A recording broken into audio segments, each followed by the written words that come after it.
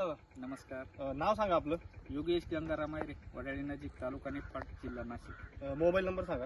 98-222-72-910. Okay. आपण आता सलग 2 वर्ष झाले भेंडी लावताय. हो, कायरा भेंडी. हो, कायरा.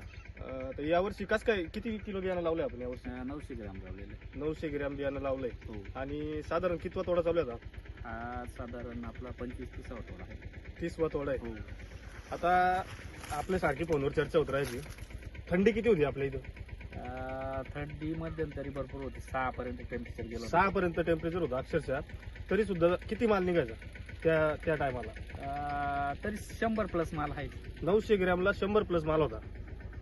6 डिग्री सेल्सिअस टेम्परेचरला असून सुद्धा 100 किलो माल निघत होता. हो. आणि तोडायला वगैरे कसं काय वाटली भेटी? तोडायला एकदम सोपी ना.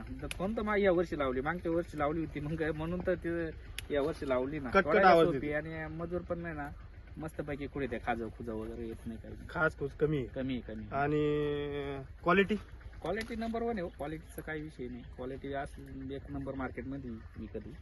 म्हणजे मार्केटमध्ये गेल्यावर 1-2 रुपये भाव शिल्लकच. हो, काय? टॉपला चिकणार असं. हा, टॉपला विकणार. हो. आणि फुटवे फुटवे भरपूर आहे. जवळपास 1, 2, 3, 4, 5, 6 फुटवे. फुटवे आणि शेंडा संगत चालतो तिचा. आता फुटवे आणि फुटवा इथं, हा शेंडा इथं आहे साधारण. हे बघ. हा, जवळपास जवळच आहे. हा. चालेल, ठीक आहे.